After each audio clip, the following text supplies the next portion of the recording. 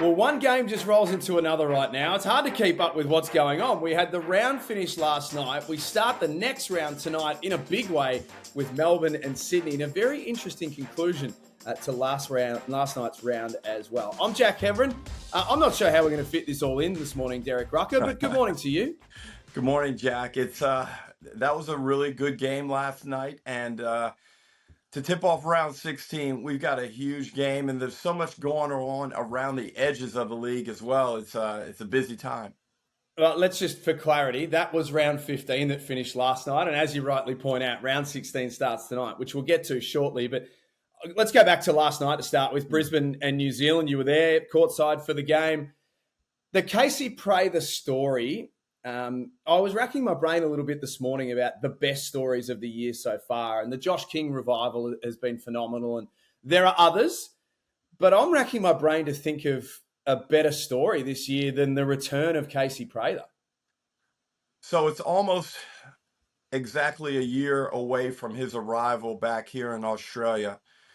And remember the early games when he was just riding the bike for a while, had limited minutes. And in those minutes, like, you could see the skill was still there. He could shoot the basketball, but the movement was not good, Jack. And I think that was the concern for all of us. We didn't like the way he moved, especially laterally.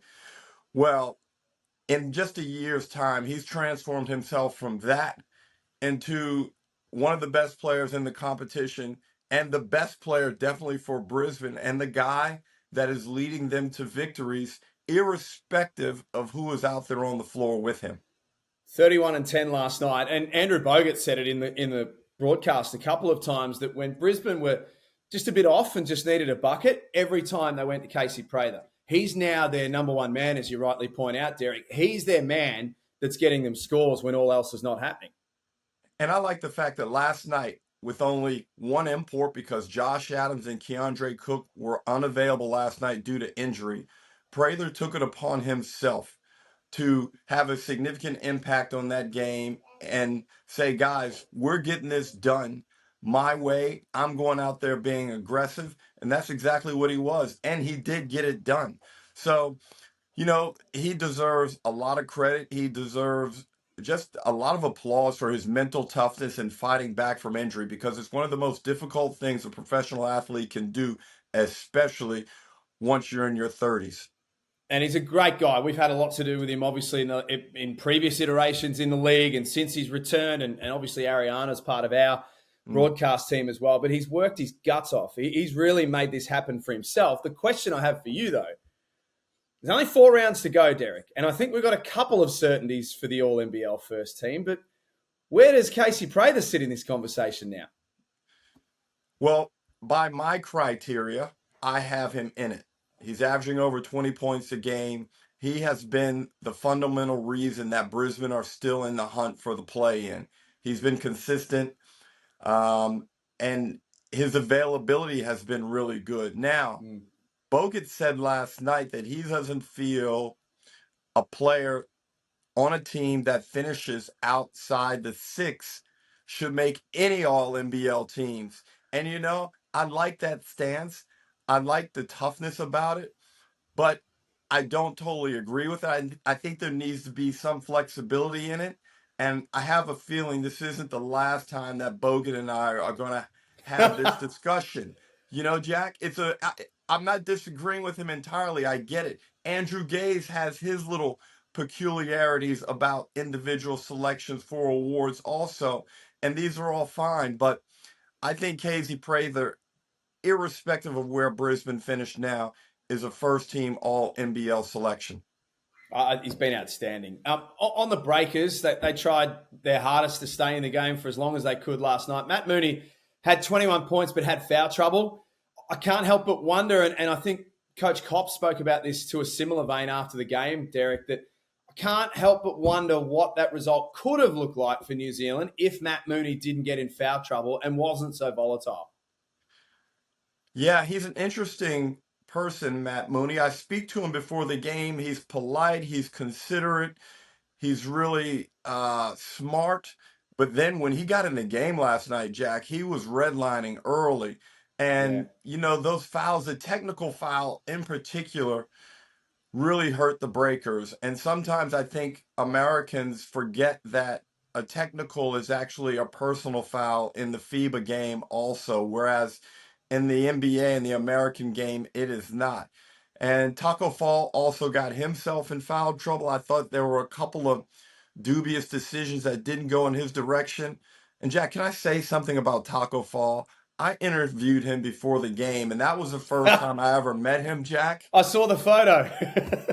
It was breathtaking standing next to him. I actually got flustered. He was so tall. I don't think I've ever looked up that high to speak to a man and look him in the eyes.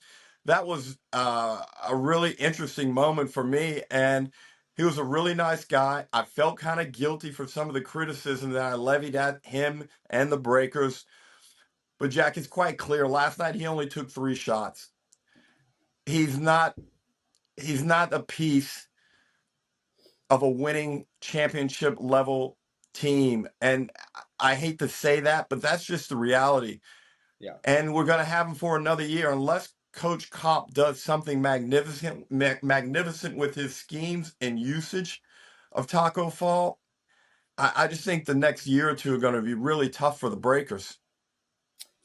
Yeah, it's he's trying everything, Coach Kopp, to He make it is. work. Credit where credit's due to him, and he's trying to do it obviously without PJC. But yeah, I'm with you. I think watching it last night, it's hard to see how this is going to work. Yeah, they can be competitive, and certainly his basketball play is fine. It's just the nature of our league and the people he has to play against. It's just really, really a tough competition for guys that big. Now, I hope they work it out because the adulation and the love that he received from the Brisbane fans was immense, and it was great to see. And I love how he takes time with people. I can only imagine how big a draw card he is in New Zealand. Tonight, we've got Sydney taking on Melbourne. Huge game for both teams. Sydney going to do it without Kelly Leaupepe, not only tonight, and as has been the case for the last couple of games, but he's out now for the remainder of the regular season, Derek. Now, one of your biggest concerns all season long with Sydney has been their lack of size and whether they are, in fact, too small to potentially win the NBL championship. What does this do for your thoughts when you hear that there'll be no Leaupepe? It's really, really tough. I don't know where they turn to bolster that front line. If we go back to the game last night, Jack, you saw the tempo really slow down, and each possession was more meaningful, and rebounding was really difficult. And I don't know how Sydney could compete in a playoff game that had the tenor of last night's game. You're just not getting up and down. And because they're such a good defensive team, they do a great job in the first phase of defensive play, the Sydney Kings do. But sometimes they struggle to clear the glass. So immense pressure now has been put upon Cam Oliver. And based on what I saw him do the last game, Jack, I think he's up to it. I felt Yeah. that he's up to it. He's been up to it throughout the course of the season. But perhaps the most important thing, he proved to Brian Goorjian that he's up to it. So I'm very curious to see how Sydney's front line handle a bigger Melbourne United front line who haven't been in great form lately. But I think this is a real indicative game tonight to see how Sydney defend, and then if they can just limit Melbourne United to 1 shot. And this is the hard thing about Sydney and trusting, Derek. There's another team we're going to talk about in a moment and trust. But I was there as a general spectator last week against the Southeast Melbourne Phoenix. I sat and watched, and it was a really good experience, actually. You were there calling the game.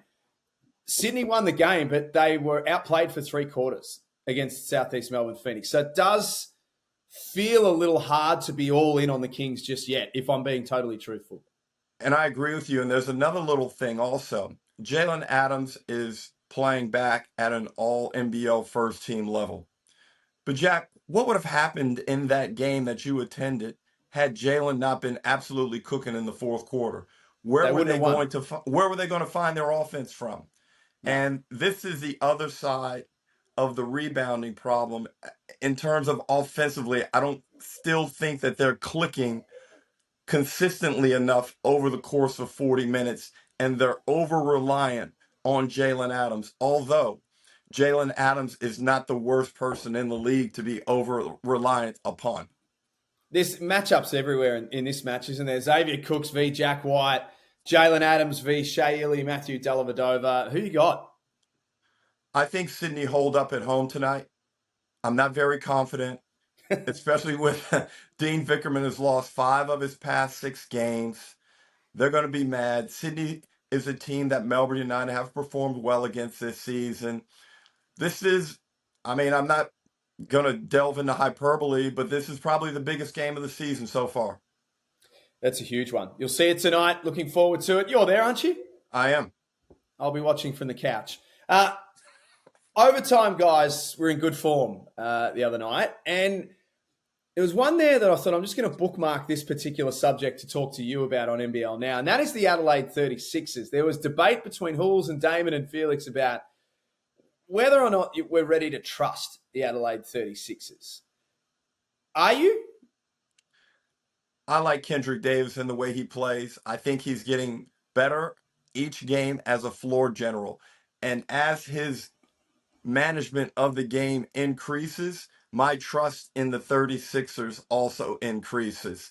Because ultimately, if you're a really good point guard, all eyes on that team are on you. Even Montrezl Harrell, the outstanding NBA sixth man of the year, by nature of our sport, you look towards the point guard, especially if he's the best player and he's playing the way Kendrick Davis is at the moment.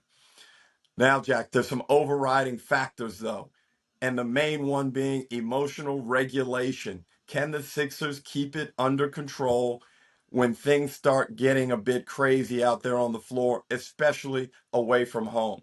They're big enough up front. They shoot the ball well enough. They have a guy with high self-esteem on the basketball court in DJ Vasiljevic. I think Andrew Bogut said he wouldn't be surprised if they won the championship. And I tend to agree. They have that type of volatility, but I also wouldn't be surprised, Jack, if they finish in 8th place. I wonder, so for all of those points that you just mentioned, and we talk so much about Kendrick Davis, he's a genuine MVP candidate. In another season, he probably would be the leading contender. Montrez, everything that you just spoke about there. I wonder whether it's Dejan Vasiljevic and Isaac Humphries that might be the key to unlocking this whole thing, because I think we kind of know what we're going to get from the imports, but if DJ's knocking down threes and Isaac is that force inside and they've got the Twin Towers going, Derek, if that starts to work, maybe that's where the trust might come a little bit more, but coming from the 2 locals rather than the 2 imports. Jack, if that hypothetical you mentioned happens, Adelaide will finish in the top 6 and they'll advance out of the play-in round. They'll be a semifinals team if all of those pieces can come together, because that's how talented those guys are. There are not many better shot makers and shot creators than Vasiljevic. Kendrick Davis is proving his worth. And as I said, those big guys can control the glass. And we're not even mentioning Jarrell Martin, who's starting to provide cameo appearances where he looks quite effective. Adelaide are a dangerous team, and going down the stretch, that's not the team you want to play in a big game. Yeah, they're the emotional ones, aren't they? It could click. You could get them in a playing game, 5v6, and everything could, the sun, the moon, and the earth could all align. And yeah, they're a dangerous one. The Tasmania Jack Jumpers, if we're talking about teams around the play-in hunt at the moment, Derek, you and I are going to see them on Sunday at My State Bank Arena against the Wildcats. Before that, though, they've got Adelaide on Friday night at home. They're 6th at the moment. They're 11-10. Milton Doyle had 1 point the other night. We talk about the most important players in the league and what they need to do. Will they make the play-in if Milton Doyle's down like he was the other night?